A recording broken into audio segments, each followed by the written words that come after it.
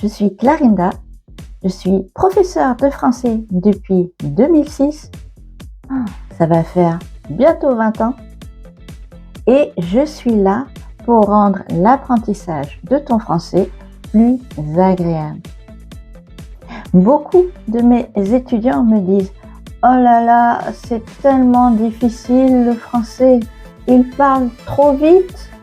C'est vrai, on parle vite. Ceux qui apprennent le français n'arrivent pas à découper les mots quand nous, les Français, nous parlons. Pourquoi ? Parce que c'est vrai, on mange nos mots et aussi on fait la liaison. Ça veut dire qu'on attache certains mots entre eux et vous n'arrivez pas à les visualiser. Donc aujourd'hui, c'est ce qu'on va voir ensemble. Vous allez apprendre à visualiser ces liaisons. Tu es prêt pour une leçon sur les liaisons pas si dangereuses? Alors, écoute, installe-toi bien avec une bonne tasse de café ou de thé et c'est parti. Il était une fois une petite histoire pleine de liaisons. Il était une fois un adorable petit animal qui vivait dans un arbre avec deux amis. Ils avaient toujours des idées amusantes. Tous les jours, ils allaient au marché pour racheter des œufs et 10 oranges. Non pas une orange, pas 2 oranges, mais 10 oranges. De temps en temps, ils achetaient aussi 3 abricots. Ils préparaient un excellent repas et ils invitaient les habitants des arbres alentours.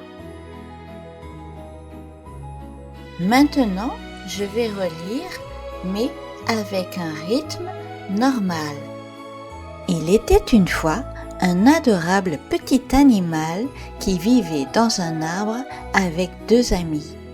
Ils avaient toujours des idées amusantes.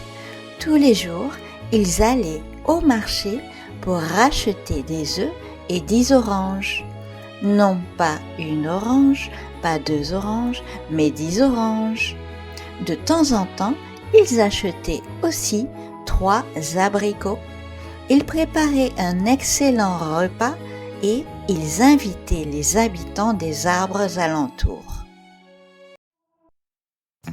Quand fait-on la liaison ? Voyons ensemble les liaisons obligatoires. Alors, on fait la liaison entre un déterminant ou un adjectif et son nom.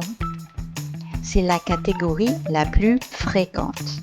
La liaison est obligatoire entre un article, un adjectif, qualificatif, numéral ou possessif et le mot qui suit s'il commence par une voyelle ou un H muet. Voyons voir les exemples du texte. Voyons voir les liaisons avec déterminant et nom. Ce sont les liaisons qui sont dans le texte. Un adorable, un arbre, des idées, des œufs, une orange, un excellent, les habitants.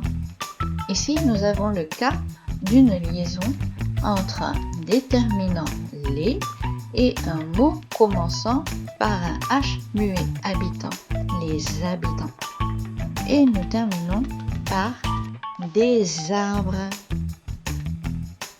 Et maintenant, les liaisons entre adjectif qualificatif ou numéral. Petit animal. Deux amis.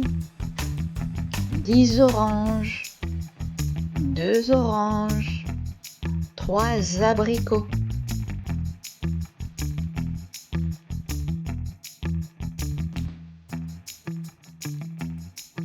Et des exemples qui ne sont pas dans le texte avec des adjectifs possessifs et un nom. Mon animal, tes amis, leurs enfants.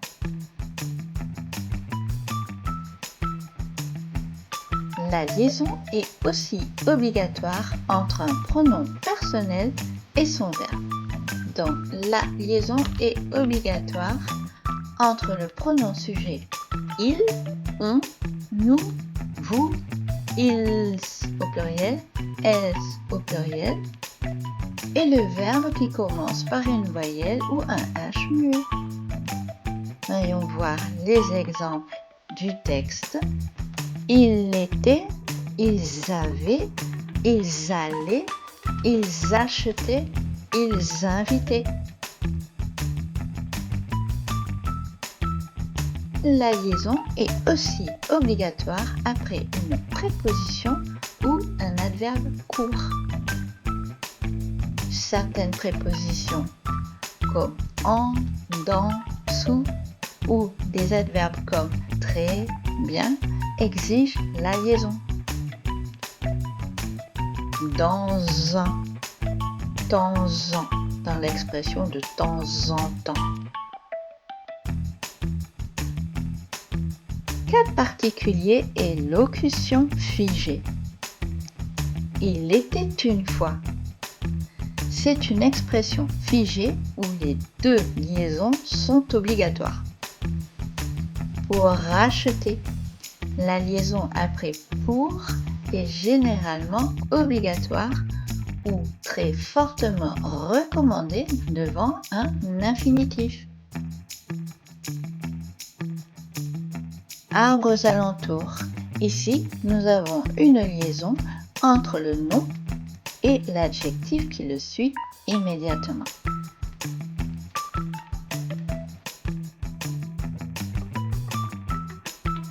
As-tu remarqué les petites pauses entre certains mots pendant que je lisais? Ce sont des liaisons interdites. Après la conjonction et. C'est la règle d'or.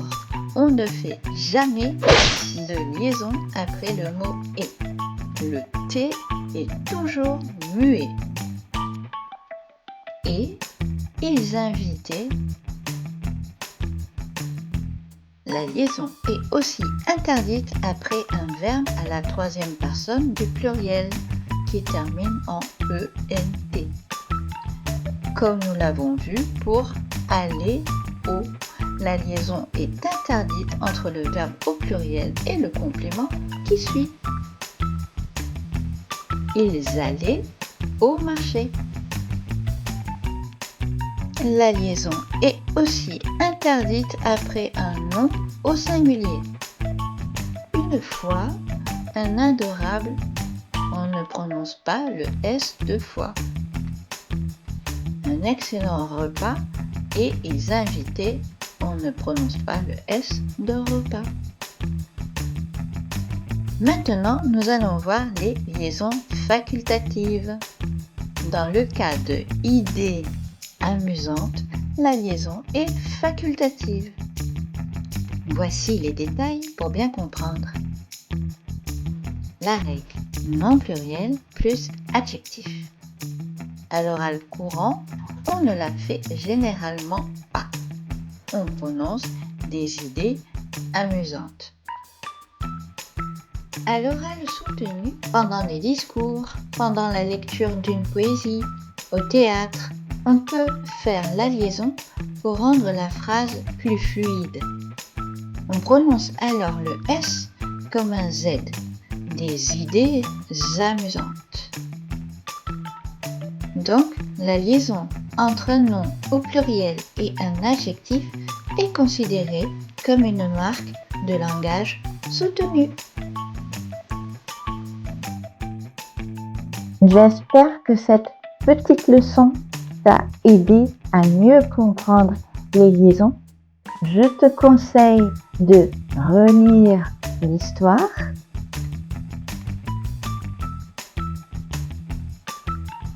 et tu verras que tu apprendras les liaisons de manière naturelle. Je te dis à la prochaine et n'oublie pas, tout le monde peut parler français et toi aussi.